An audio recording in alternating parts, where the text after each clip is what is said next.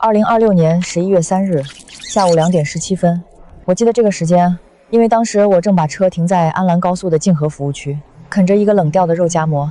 手机响的时候，我看了眼屏幕，姑妈，我姑妈叫李秋萍，华东生物安全研究中心的研究员，她是我爸死后这世上唯一还会在过年时给我打电话的亲人。小月，你在哪儿？泾河，刚卸完货，准备去东川拉一车钢铠回北仓。咋了，姑妈？你现在立刻马上回家，回家之后去超市买够吃3个月的食物，买水买药，买你能买到的一切，然后等我电话。姑妈，到底咋了？我们实验室……电话那头沉默了5秒。我们实验室养了一批实验鼠，用来测试一种新型病毒载体。3天前，有3只老鼠不见了。老鼠跑了？不是普通的跑，那种病毒载体是我们研究的一种。算了，你不懂，你只需要知道那3只老鼠携带的病毒，如果传播开，人类没有任何抵抗力。我算过，潜伏期20到30天，传染途径包括空气、水源接触，致死率100%。姑妈，你在开玩笑吧？我从不在工作上开玩笑，我已经上报了，但上面要评估、要开会、要走流程。等他们走完流程，老鼠早就把病毒带到整个冬天园了。小月，你是我侄女，你爸死的时候我答应过他照顾你，我现在能做的就是提前告诉你。他深吸一口气，你有1个月时间，最多1个月。电话挂了。我坐在驾驶座上，盯着挡风玻璃外面来来往往的卡车、轿车、行人。阳光很好，天很蓝。一个穿红衣服的小姑娘举着烤肠从我的车头跑过去，她妈妈在后面追着喊：“慢点跑！”一切正常的可怕。我又看了眼手机，通话记录还在，不是做梦。然后我做了这辈子最正确的决定，我没有打电话给任何人求证，没有上网搜索，没有报警，我只是重新发动了我的重卡，挂档，踩油门，上了高速，往家的方向开。那辆重卡是我爸留给我的，我爸开了30年卡车，从我记事起他就在路上。我妈跟别人跑了之后，我跟着他跑车，从幼儿园跑到初中毕业，就在车上写作业、睡觉、长大。2021年，他在清理拉矿石的时候遇上塌方，连人带车翻下200米的悬崖，车毁人亡，保险公司赔了30万。我用那笔钱买了一辆2手的重卡，就是我现在开的这辆。我把车重新喷了漆，深灰色，因为耐脏。我爸叫李国栋，开了30年车，最后死在车上。我叫李月，开了5年车，现在可能要死在末日里了。但我死之前得先活着。回家的路开了4个小时，一路上我脑子里转的全是姑妈的话：3个月的食物、水、药，等我电话。下午6点半，我到家了。我在北仓下面的一个县城边上租了个院子，1个月300块钱。院子不大，能停1辆车，3间平房。告住我停好车，进屋，拿出纸笔，开始列清单。这不是我第一次面对危机，我爸教过我，遇到事先别慌，先把能做的事列出来，然后一件件去做。他说他开了一辈子车，最怕的不是山路，不是坏天气，是心里没数。我写下：1. 食物够3个月，方便面、罐头、压缩饼干、火腿肠、咸菜、油盐酱醋、糖。2. 水，桶装水、净水片、大号水桶，用来储水。3. 药品，抗生素、退烧药、止血药、消毒水、纱布。4. 工具，汽油、发电机、柴油、手电筒、打火机、刀具。5. 其他，保暖衣物、睡袋、收音机、地图。写完，我盯着这张纸看了很久，然后加了一行。6. 改装重卡。我爸活着的时候常说一句话：车就是移动的家，家能破，车不能坏。如果真有什么末日，我唯一的家就是这辆重卡了。我要把它改成一个能跑、能住、能活的移动堡垒。接下来的半个月，我像疯了一样花钱。我把我爸留给我的30万，加上我5年跑车攒的20万，总共50万分成3份，一份买物资，一份改装车，一份留着应急。半个月花掉30万。买物资的时候，我尽量低调，分批次，分地方买。今天买米，明天买面，后天买罐头。卖东西的老板问我买这么多干啥，我说给工地食堂送货，没人怀疑。改装车的时候，我找了县城边上一个小修车铺，老板姓孙，50多岁，修了30年车，手艺没得说。我说我要改一辆房车，出去自驾游用，他信了。改装的清单我写了3页纸：动力系统，加装副油箱，换装全地形轮胎，发动机做全面保养，换了所有易损件。防护系统，驾驶室和车厢加装钢板，车窗换成加厚防爆玻璃，车头加装钢制保险杠带绞盘，车厢两侧加装工具架，可以挂铁锹、镐头、撬棍。生活系统，加装柴暖，加装车载冰箱，加装逆变器，车顶加装太阳能板。储物系统，车厢下面加装3个大号储物箱，防水防潮。孙师傅一边改一边咂嘴。闺女，你这是要去无人区啊？我笑笑，差不多吧。改到第15天，车基本完工了。我开着它在县城的环城路上跑了一圈，感觉像换了一辆车，更重、更稳，更像一个移动的堡垒。那天晚上，我睡在车里，听着柴油暖风机低沉的嗡嗡声，心里第一次觉得踏实。11月26日晚上11点43分，把最后一批罐头搬进车厢里，手机响了，屏幕上显示姑妈。我接起来，没说话。小月，准备好了吗？她的声音很轻，像从很远的地方传来。准备好了。好，东川已经封了，我出不去，你那边应该也快了。记住，往北走，越往北越好。病毒在低温环境下传播速度会慢一些，不要往大城市走，人多的地方死得快。不要去政府设置的避难所，那种地方会乱。姑妈，你怎么办？我留在实验室，这里有数据，有样本，有……他沉默了几秒。责任。我去接你。别来，东川已经进不来了，你来了也是送死。小月，你听我说，你爸当年让我答应他一件事，如果有一天他出事了，让我照顾你。我照顾不了你，但我可以让你多活几天，活下去。小月，替我活下去。电话挂了，我再打过去。关机。我站在院子里，握着手机，站了很久。冬天的风很冷，吹得我脸上发疼。远处传来几声狗叫，又很快消失在夜色里。那天晚上我没睡，我把剩下的物资全部装上车，又把院子里能用的东西扫荡了一遍。一把斧头，2把铁锹，一捆绳子，半桶柴油。凌晨3点，我把车开出院子，在门口停好，发动机没熄火。我在等那个我不知道怎么形容的东西。末日，灾难，人类的终结，不管它叫什么，我知道它快来了。凌晨5点，收音机里传来第一条消息，是一个地方台的早间新闻。据本台刚刚收到的消息，东川市及周边地区出现不明原因传染病，目前已造成多人死亡。国家卫健委专家组已连夜赶赴东川，请广大市民注意个人卫生，减少外出。我关掉收音机，发动车子，挂档，踩油门，灰色的重卡驶出县城，驶上通往北方的国道。我不知道前方等着我的是什么，但我知道我爸在天上看着我，姑妈在东川等着我的消息。我得活下去。我沿着107国道往北开，已经开了11个小时，路上没什么异常，货车、轿车、大巴车和往常一样来来往往。服务区里还是那么多人，加油站还是那么长的队，没有人戴口罩，没有人惊慌失措，广播里还在放流行歌曲，一切正常得让人害怕。我知道这种正常是假的，就像暴风雨来临前的平静。姑妈说潜伏期20到30天，今天是第24天，也就是说第一批感染的人现在应该开始发病了。东川封城的消息昨天晚上已经上了热搜，但网上什么都有，辟谣的，阴谋论的，说没事儿的，说世界末日的，吵成一锅粥。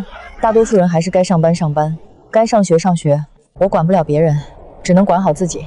下午4点半，我在临沧服务区停车加油。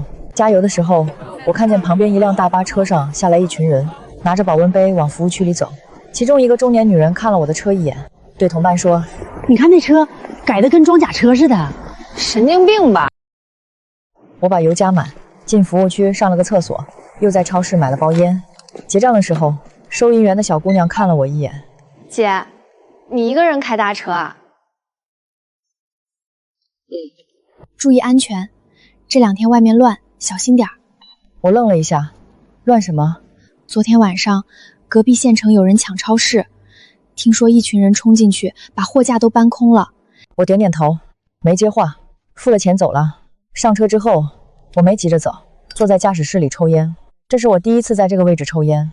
以前我爸不许我在车上抽，说驾驶室是家，家里不能有烟味，但他自己抽，每次都开着窗户抽，抽完把烟头扔出去。我也开了窗户，把烟头扔出去。然后我做了个决定，不走高速了，高速路太直，太容易被堵住，万一出事，高速上一堵就是几十公里，想跑都跑不了。国道虽然慢一点，但路多，岔口多，实在不行还能下道走小路。我把车开出服务区，在前面的出口下了高速，拐上107国道。天快黑了，国道上车不多，偶尔有几辆大车从对面开过来。车灯晃得我睁不开眼。我放慢速度，开了远光，盯着前面的路。副驾驶座上放着一张地图，我用红笔标出了几条路线，沿着107国道北上，经临沧、平城到金华。但我不进金华，从金华西边的青口进山，再往北走，去云中，去北园。姑妈说往北走，越往北越好，我相信她。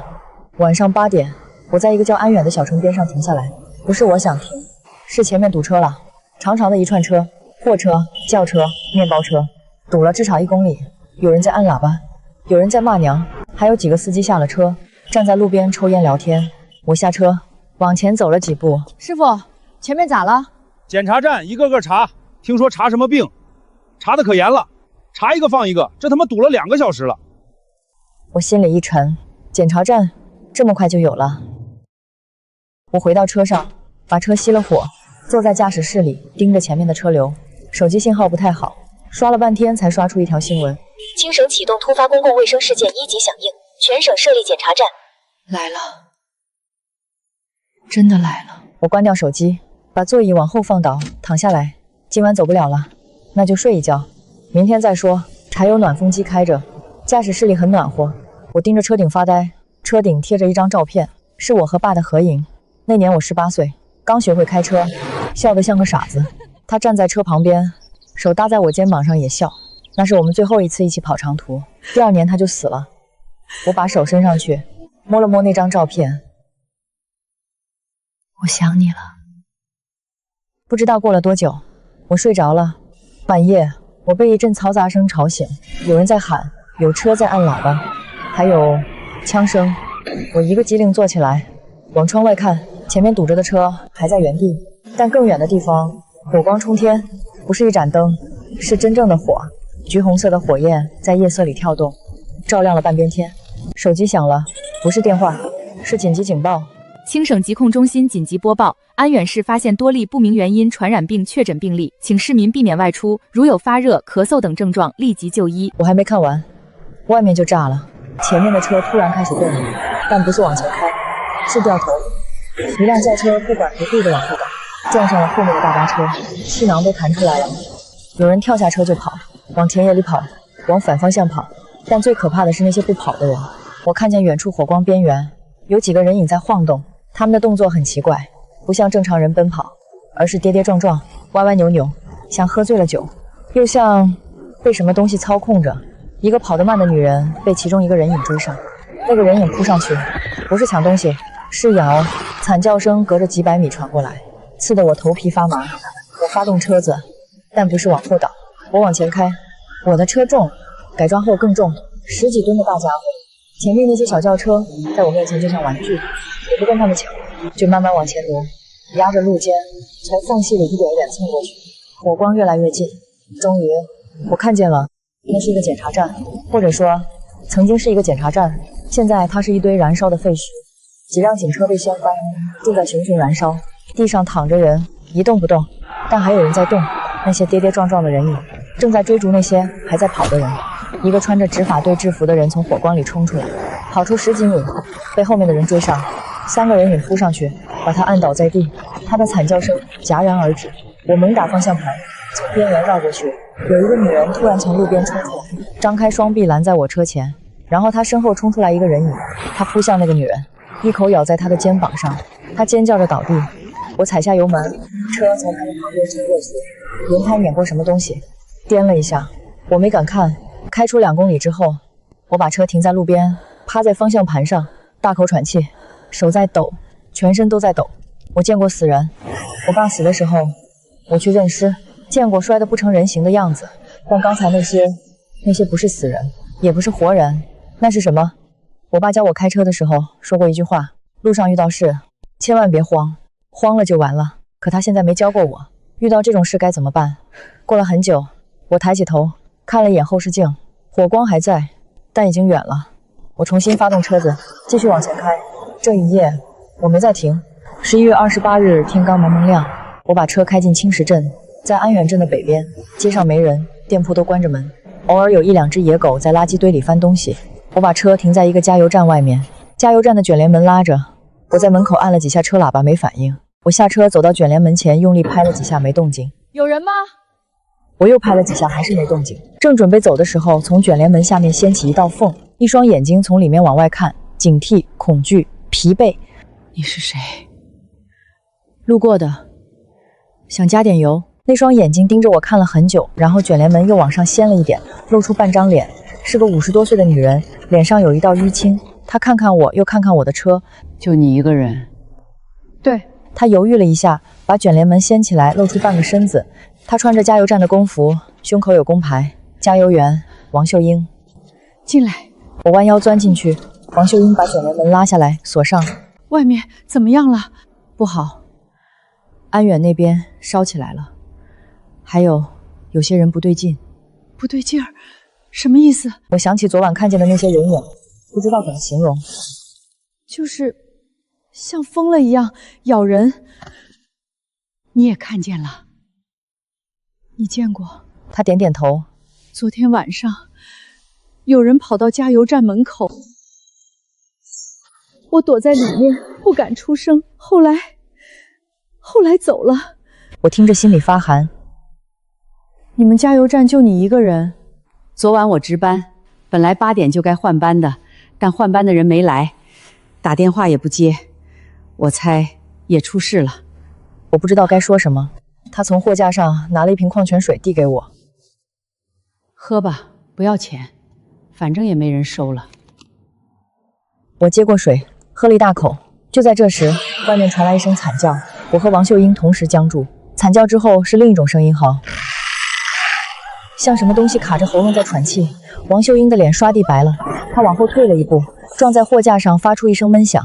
我按住她的胳膊，示意她别出声，然后慢慢靠近卷帘门，从门缝往外看。加油站外面停着一辆白色面包车，一个男人倒在车旁边，压在他身上的是另一个人，一个女人正死死咬住他的脖子。男人在惨叫，手脚乱蹬，但那个女人的嘴像焊在他脖子上一样，一动不动。鲜血从咬合处涌出来，顺着男人的脖子流到地上，汇成一小滩。几秒钟后，男人的挣扎变弱了，手脚慢慢停止抽动。那个女人抬起头，脸上带着一种奇怪的满足感。她四肢着地，像动物一样趴在尸体旁边，四处张望。然后她看见了卷帘门，看见了从门缝里往外看的我。她开始往这边爬，手脚并用，像蜥蜴一样扭曲着身体，但速度很快。我猛地退后一步。他过来了！王秀英发出一声短促的尖叫。那个女人爬到卷帘门前，用手抓，用头撞，和昨晚王秀英描述的一模一样。卷帘门在震动，王秀英捂住嘴，眼泪哗哗地流。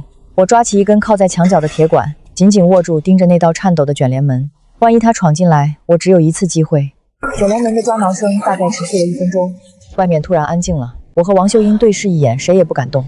又过了很久，我从门缝里往外看，那个女人不见了，只有那辆白色面包车。王秀英蹲在地上，抱着头，浑身发抖。我放下铁管，发现自己的手也在抖。过了很久，她抬起头看着我，那是什么？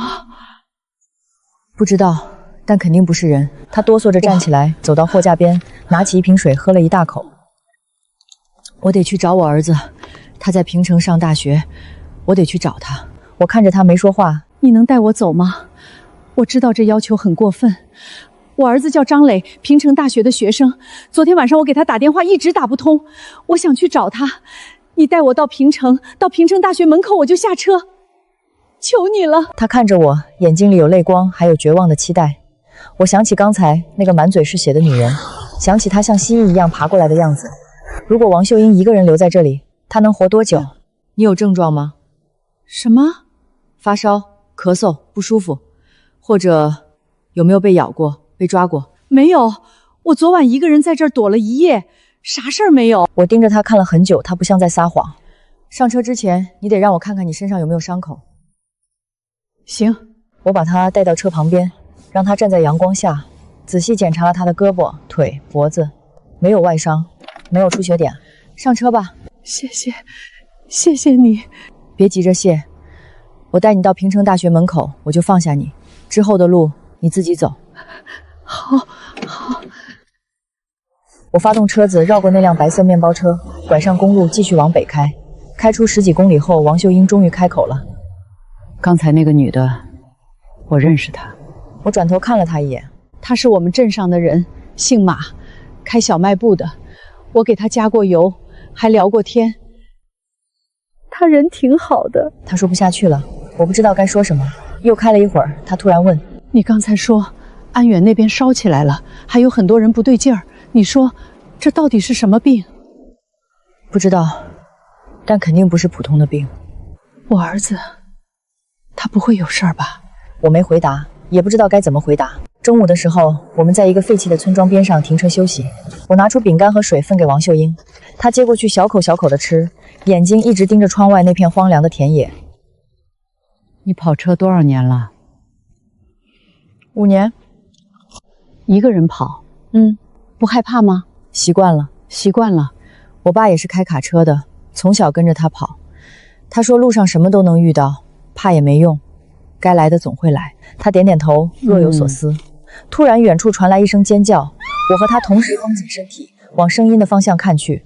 村子另一头有几个人影在动，我用肉眼看不清楚，从驾驶室摸出望远镜，镜头里我看见3个人，2个大人，1个小孩，追在他们后面的是5个人影。那5个人影动作完全不像正常人，他们跑起来歪歪扭扭，胳膊甩来甩去。其中一个追上了那个男人，男人被扑倒，惨叫一声，在地上翻滚。女人抱着孩子继续跑，跑出10几米，被另外2个追上，她摔倒了，孩子从她怀里飞出去，摔在地上，哇哇大哭。我放下望远镜，发动车子。王秀英惊恐地问我：“哎，你要干什么？”不知道。我踩下油门，重卡怒吼着往那个方向冲了过去，但是太远了。等我的车开到村口，一切已经结束。3个人躺在地上一动不动，那5个感染者围着他们像野兽一样啃食。我把车停在50米外，一个感染者抬起头看向我，那双眼睛灰白色的，浑浊的，和加油站那个女人一模一样。他站起来朝我的车走过来，另外几个也抬起头站起来开始往这边走。王秀英尖叫，我挂档踩油门，拐向另一条路狂飙而去。王秀英缩在座位上，脸色惨白。那个孩子才7、8岁。我没说话，只是把油门踩得更深一些。那天晚上，我们找了一个偏僻的地方停车过夜。王秀英一晚上没睡，就坐在副驾驶上盯着窗外黑漆漆的夜。我也没怎么睡，脑子里全是那个被扑倒的小女孩。天快亮的时候，王秀英突然开口了：“你说，那些咬人的人，他们还知道自己是谁吗？”不知道，但我想他不会希望自己变成那样。王秀英点点头，没再说话。天亮之后，我们继续往北开。中午的时候，前面出现一个路障，不是检查站，是几辆车横在路中间，旁边站着几个人，手里拿着棍棒。我踩下刹车，王秀英猛地坐直了。怎么了？拦路的。她顺着我的视线看过去，脸色一下子白了。我看了看周围的地形，又看了看后视镜，身后远远的有几个歪歪扭扭的人影正在往这边走，不知道是感染者还是正常人，但我不敢赌。前面是拦路的强盗，后面是可能的感染者，没有退路了。我推开车门下了车，瘦高个强盗上下打量我，棍子在手里一下一下的敲着掌心。哟，女的，开大车的还是女的，稀罕啊！大哥，我就是路过，想借个道。借道？这路是我们开的，想过道得交钱。多少？你那车装了不少东西吧？我也不多要，卸一半货，再让我这几个兄弟检查检查，就放你走。检查检查那几个字从他嘴里说出来，配上那种眼神，恶心到了骨子里。我攥紧手里的扳手。大哥，我车上就我自己，没什么货。没什么货？那你车上装的什么？空车？吃的、喝的，自己用的。那不正好？兄弟们正缺车吃的喝的，自己拿出来，还是我们帮你拿？他后面几个人又笑了，往前凑了凑，我往后退了一步，背靠着车头。大哥，都是出来混的，给条活路。活路？活路不是别人给的，是自己挣的。今天你这车我吃定了，10项的自己滚。没等他说完，10项，我拎起扳手就冲了上去。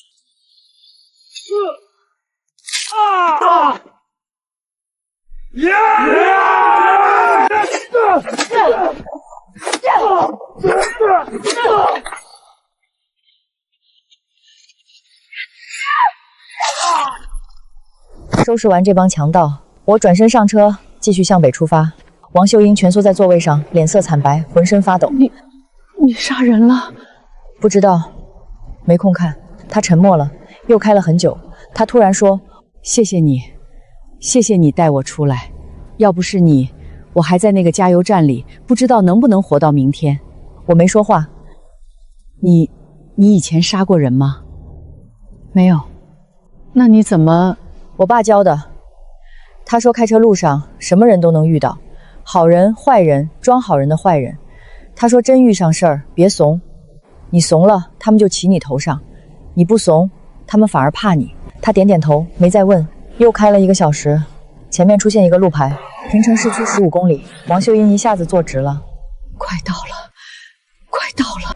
平城，这座以前我只路过从不停留的城市，现在像一个死城，街上几乎没有行人，店铺全部关门，有几处冒着黑烟，不知道是着火了还是什么。你知道平城大学在哪儿吗？知道，在清华路往东。我顺着他指的方向开，越往里开越不对劲，前面传来嘈杂声很大，还有警笛声。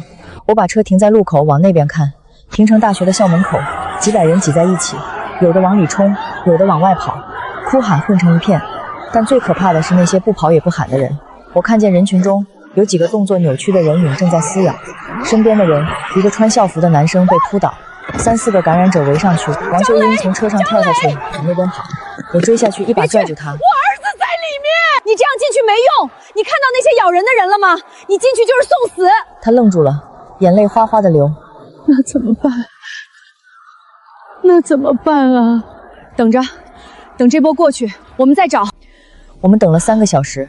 平城大学门口发生了太多事，有人倒在地上再也没起来，有的人被那些扭曲的人影拖走。后来执法队来了，用枪声驱散人群，也驱散那些感染者。我亲眼看见一个感染者中了3枪，还在往前爬，直到被爆头才停止。王秀英一直盯着那个方向，眼睛都直了。天黑的时候，执法队开始清理现场，活着的人被送上卡车，不知道拉去哪儿，死了的人被堆在一起盖着白布。那些感染者，那些被爆头的、被打烂的也被堆在一起，但没人给他们盖白布。我下车找到一个执法队的同志，那些人拉去哪儿了？他看了我一眼，满脸疲惫。隔离点。隔离点在哪儿？说了你也不知道，回去吧，外面危险。我回去告诉王秀英，她沉默了很久，然后说：“我要去隔离点。”你知道在哪儿吗？那我也要找。我儿子可能在那儿，我死也要找到他。我看着他的眼睛，知道说什么都没用了。路上小心。谢谢你，小月。谢谢你带我出来，我会记住你的。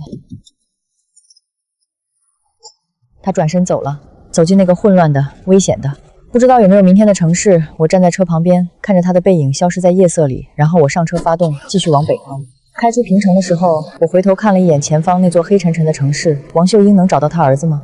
我不知道，我只知道我得活下去，替我姑妈，替我死了的爸，替我自己活下去。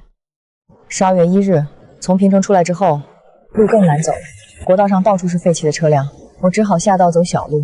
有一次，我正在县道上开，前面突然冲出3个感染者，他们浑身是血，朝我的车冲过来，用手砸车窗，用头撞车门，加厚的防爆玻璃扛住了，但那些扭曲的脸贴在玻璃上，灰白色的眼睛死死盯着我。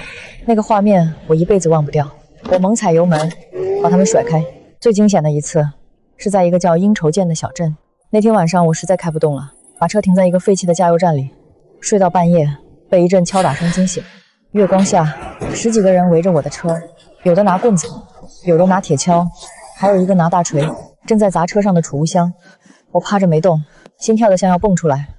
妈的，撬不开！这箱子他妈是铁焊的吧？砸玻璃！爬下去！大锤防爆玻璃留下一个浅浅的白印。我知道玻璃扛不了太久，我慢慢坐起来，一脚油门踩到底，重卡怒吼地冲出去，把前面的人撞飞好几个。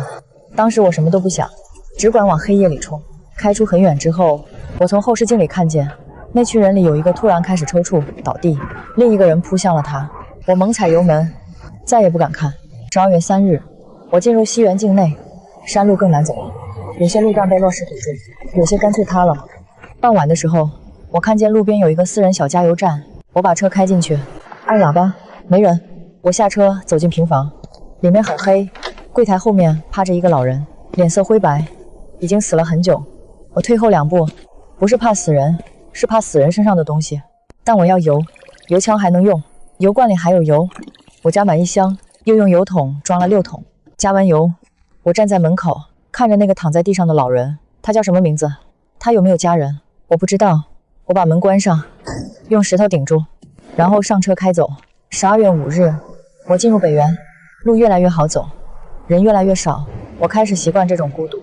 白天开车，晚上找地方睡觉。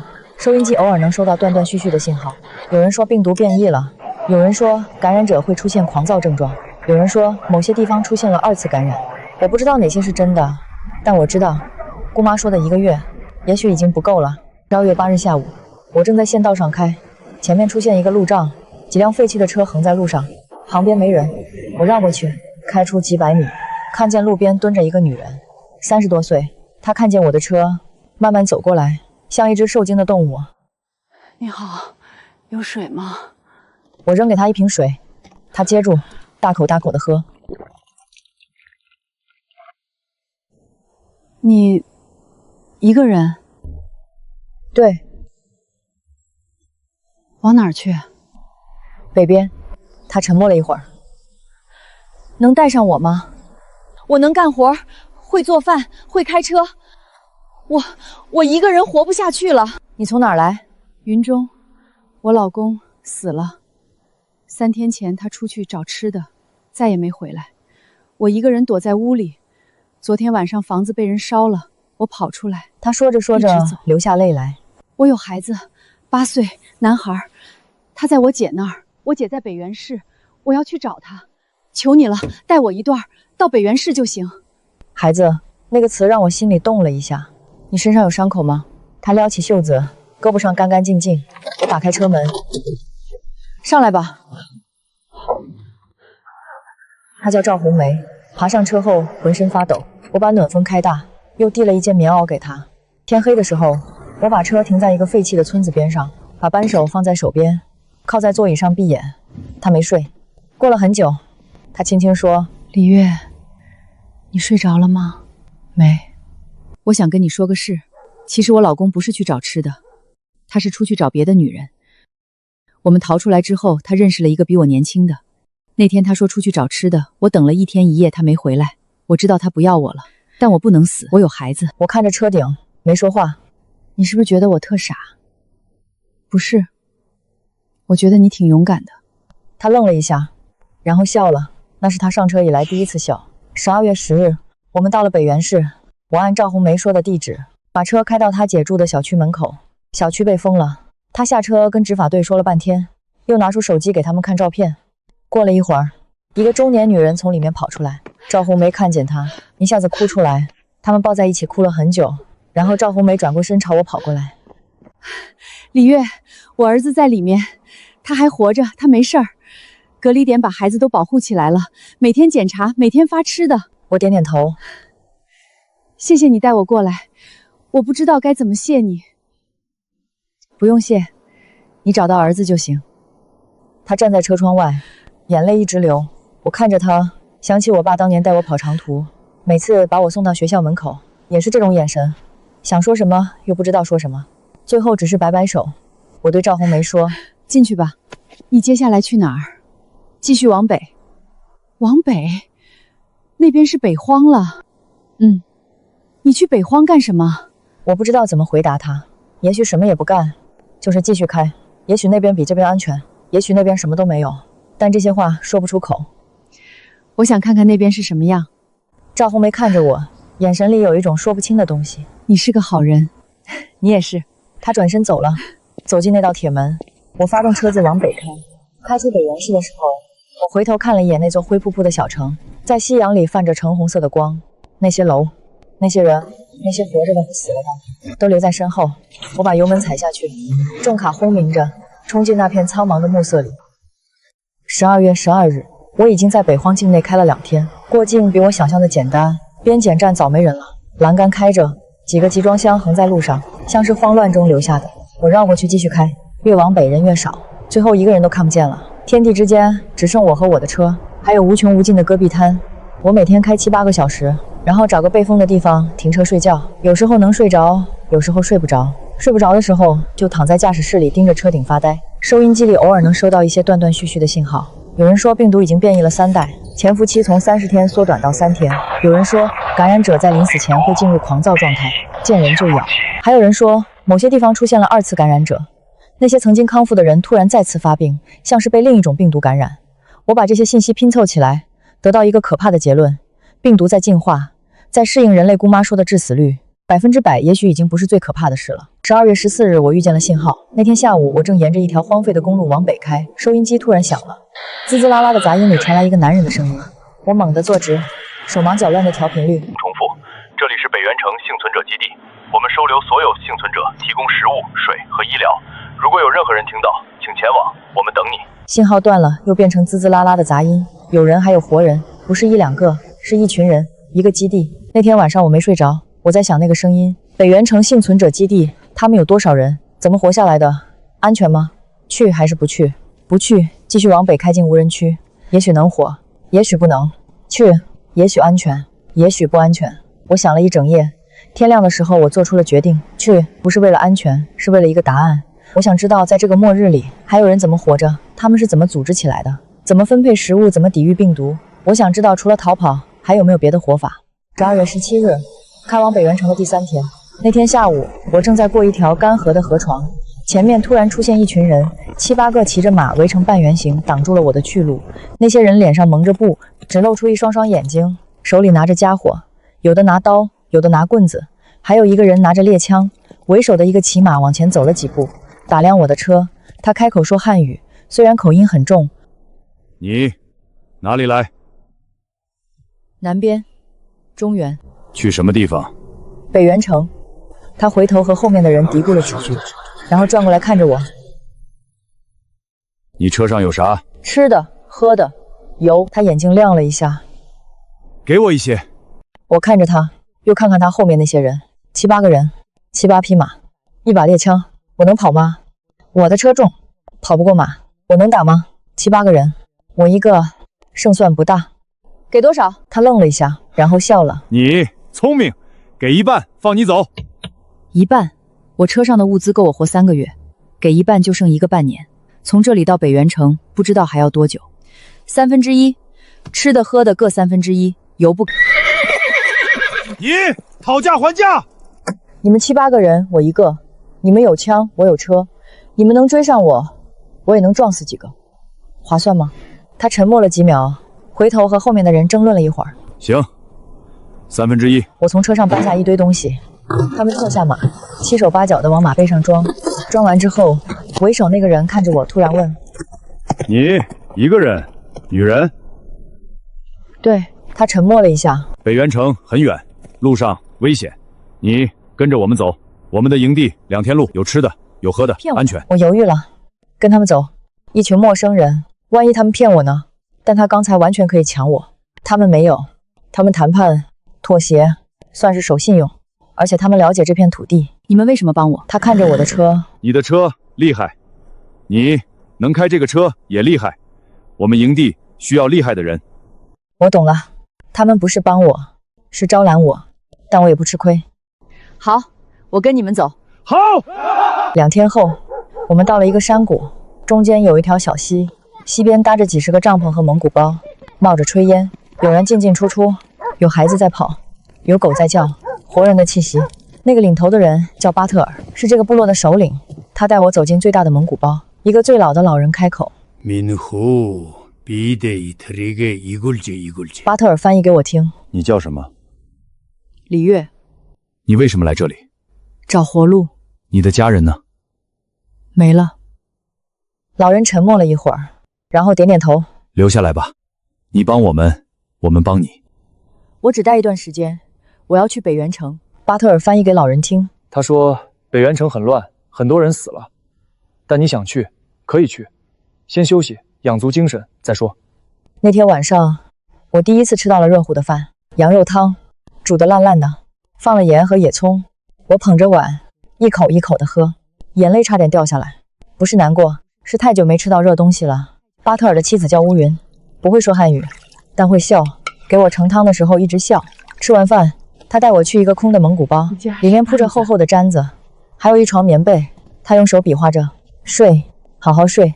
我躺下来裹着棉被，听着外面呼呼的风声，第一次觉得安全。那天晚上我睡得很沉，没有做梦。第二天早上，我被一阵嘈杂声吵醒，有人在喊，有狗在叫，有马蹄声乱成一团。我爬起来冲出蒙古包，营地外面尘土飞扬，几十个骑马的人正围着营地转圈，手里拿着刀和枪，嘴里发出怪叫。巴特尔骑马冲过来对我喊：强盗，你开车帮忙！我二话不说跑向我的车，发动挂挡踩油门，重卡怒吼着冲出营地，朝那群骑马的人撞过去。他们没见过这种东西，那么大，那么重，那么快，有人躲闪不及，连人带马被撞飞，有人吓得调头就跑。我在营地和强盗之间来回撵，把那些骑马的人赶得远远的。巴特尔带着人追出去，半个小时后，强盗跑了，营地保住了。巴特尔骑马回来。呀，你厉害，太厉害了！那天晚上，营地举行了篝火晚会，他们杀了羊，煮了大锅的肉，拿出藏了很久的酒，所有人围在篝火旁，唱歌、跳舞、喝酒。巴特尔非要我坐在他旁边，一碗一碗的给我敬酒。我不会喝北方人的酒，太烈，喝了几碗就晕乎乎的。乌云把我拉起来教我跳舞，我不会跳，跟着他瞎转，惹得大家哈哈大笑。那一刻，我忘记了自己是谁，忘记了末日，忘记了一切。我只是一个跳舞的人，一个活着的人，一个被接纳的人。夜深了，篝火慢慢暗下去，人们陆续回去。我坐在火边，看着跳动的火星发呆。巴特尔走过来，坐在我旁边，他沉默了一会儿。你明天走。北原城我听过消息，那边很多人死了，病毒变了。有人说得了病的人好了之后又会得，更凶。还有人说那些咬人的不是人，是另一种东西。你去要小心。我点点头。你可以留下来，我们这里缺你这样的人。你留下是我的姐妹，是部落的人，一辈子。我看着他，看着这个粗犷的北荒汉子，看着他那双真诚的眼睛，心里有什么东西动了一下。我得去。那明天我送你。第二天早上，巴特尔带着10几个人骑马送我，送出很远。最后，他停下来看着我。你记住，这里永远是你的家。我看着他点点头，然后我踩下油门往北开。后视镜里，那些骑马的人越来越小，最后变成一个黑点，消失在戈壁滩上。我又是一个人了。12月22日，我终于看见了北原城。那座城市在远处的地平线上，灰蒙蒙的一片，有高楼，有烟囱冒着烟是活着的烟。我停下车，用望远镜看，城市边缘有围墙，很长的围墙，围着整个城区。围墙上有岗哨，有人在走动，门口有检查站，有车在排队，有组织，有秩序。我把车开过去，排在队伍末尾。轮到我的时候，一个穿制服的人走过来，看见我的车，眼睛一亮。这车改的，厉害啊！谁改的？我自己。他看了我一眼，眼神里有点惊讶。检查很简单，量体温，采血，问几个问题。半小时后，结果出来，阴性。我被放行了。北原城街上有人，有车，有店铺开着门。虽然不是从前那种热闹，但和外面的荒凉比起来，已经是天堂了。登记处在一个广场上，很多人排队。轮到我时，吃饭、领物资、住的地都靠这张卡。你车上的物资可以自己留着，也可以上交换积分。我看了看那张卡，上面有我的名字和编号。我按地址找到了住处，一个改造过的仓库，被隔成一个个小格子，7、8平米，一张床，一张桌子，不隔音，能听见隔壁的呼噜声，但对我来说已经够了。北原城的幸存者基地比我想象的大，据说有10几万人，分成几个区，人们各司其职，维持着这个小小的社会。我去黑市逛了逛，在一个废弃的商场里，很多人摆地摊，卖什么的都有。有人凑过来问我买不买枪，我用半桶柴油换了一把手枪和10发子弹。从那天起，我把枪带在身上，睡觉也放在枕头底下。不是信不过这个基地，是信不过任何人。在基地待了1周，每天早上领稀饭、馒头、咸菜，有时帮人修车赚点积分。我认识了几个朋友，一个是从北荒逃过来的工程师，叫安德烈，50多岁，嗓门大；一个是从中原过来的医生，姓周，40多岁，沉默寡言；还有一个本地姑娘叫娜人，20出头，一个人在基地里讨生活。有时候我们聚在一起喝酒，聊过去，聊现在，聊未来。我听着他们说话，喝着酒，看着窗外灰蒙蒙的天。有时候我会想起姑妈，想起巴特尔，想起那个死掉的加油站老头，想起王秀英，想起赵红梅，他们都在我生命里出现了一下，然后又消失了。也许有一天，我也会在别人生命里出现一下，然后消失。你们知道吗？病毒又变异了。医疗区的人说，现在出现了新的感染者。他们不是从外面进来的，是基地里的人，已经隔离了3个。怎么感染的？可能是潜伏期太长，之前没查出来，也可能是病毒在空气里传播了。还有一个更可怕的，病毒会潜伏在康复者体内，过一段时间再发作。发作的时候症状完全不同，传染性更强。那些发病的人会攻击正常人，咬人抓人，被咬被抓的人也会感染。我听得心里发寒，病毒在进化，它在寻找突破人类防御的方法。12月30日，基地里传来消息，南边发现了一个新的幸存者群体，大概有200-300人，正在往北迁移，3天后能到。第3天晚上，我正在屋里睡觉，突然被一阵敲门声惊醒。我抓起枪走到门口，听见那人的声音：李月，快开门！你认识一个叫李秋平的人吗？我愣住了。今天来的那群人里有个女的，说自己叫李秋平，是生物学家。她说她有个侄女，开大车的，叫李月。我的大脑一片空白，姑妈还活着，她来了。我冲出屋，往安置区的方向跑。安置区门口有人守着，拦住我说晚上不让进。我在门口站了很久，站到手脚都冻僵了，才转身回去。那一夜我没睡，第2天天一亮，我就跑去了安置区。我穿过一排排帐篷，一边走一边喊。姑妈，走到最后一排帐篷的时候，我听见一个声音：小月。一个帐篷门口站着一个瘦得不成人形的女人，头发全白了，脸上全是皱纹，眼睛深深地陷下去。她穿着破旧的棉袄，扶着帐篷的支架看着我。那是姑妈吗？那个每年过年给我打电话，说话中气十足，走路带风的姑妈。姑妈，她笑了，笑得很虚弱。小月，是我。我冲过去抱住她，她瘦得只剩一把骨头，抱在怀里像抱着一捆柴。我的眼泪一下子涌出来，止都止不住。那天，我把姑妈接到我的小屋里，她太虚弱了，需要休息，需要营养。我用积分换了很多吃的，让她好好补补。她一边吃一边给我讲她怎么出来的。东川封城之后，我就知道出不去了，但我不甘心死在那儿。我有数据，有样本，有责任。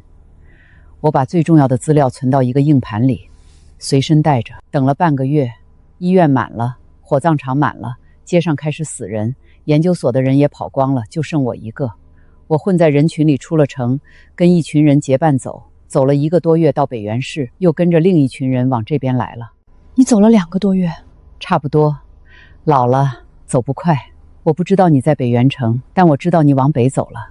你从小就听我的话，我说往北走，你一定往北走。我就一路打听，有没有人见过一个开大车的姑娘。我低下头，眼泪又流出来。我们当初以为致死率100%是最可怕的，但现在看来我们错了。病毒在变异，在进化。第一批感染者死了，但病毒没有死，它找到了新的宿主，动物，野猫、野狗、老鼠。它们感染后不会死，只是携带病毒，病毒在它们体内继续变异，然后再传回人类。每一次变异都可能产生新的特性。他顿了顿，声音变得很低。最可怕的一种，我们叫它狂化变种。感染者在初期没有任何症状，但发病时会失去人性，变成只有本能的攻击者。他们咬人、抓人，通过胃液传播病毒。被咬被抓的人感染率极高，而且他们在发病前24小时传染性最强。我想起安源检查站那些人影，想起平城大学门口那些扭曲的动作。那些咬人的人，他们还是人吗？从生物学上说还是，但从任何其他意义上说不是了。他们的脑子被病毒破坏了，只剩下最基本的本能。还有救吗？我不知道，但我带来的数据也许能帮这里的人找到答案。姑妈沉默了很久。小月，这就是我为什么要活着找到你，不是为了让你照顾我，是为了让你帮我把这些数据交给能发挥作用的人。1月15日，我已经在基地住了1个月。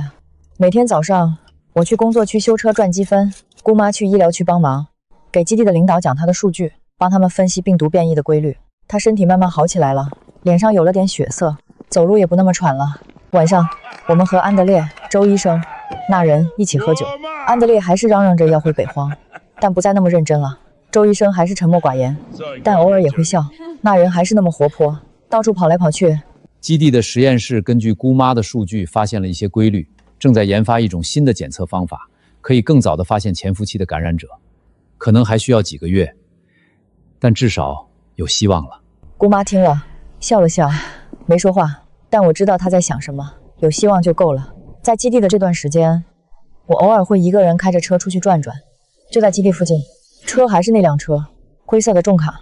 他带我走了几千里路，穿过末日，穿过荒原，穿过无数生死，最后把我带到这里。车窗上那些被大锤砸出的白印还在，像一道道浅浅的伤疤，记录着那一夜的惊险。每次看到他们，我都会想起孙师傅那句话：闺女，你这是要去无人区啊？我去了，我穿过了无人区，我活下来了。有一天下午，我开车到一个小山坡上，坐在驾驶室里，看着远处灰蒙蒙的城市。手机早没电了，但那张照片还在。15岁的我笑得像个傻子。爸，我到了。风从车窗灌进来，冷但不刺骨。远处基地的烟囱冒着烟，有人进进出出，有孩子在跑。活着，我们都活着。我发动车子，掉头往基地开。夕阳在身后慢慢落下去，把整个天空染成橙红色。前方灯火亮起来了。1个月后，病毒在姑妈提供的数据帮助下得到了全面控制。我和姑妈最后也决定留在了北原城。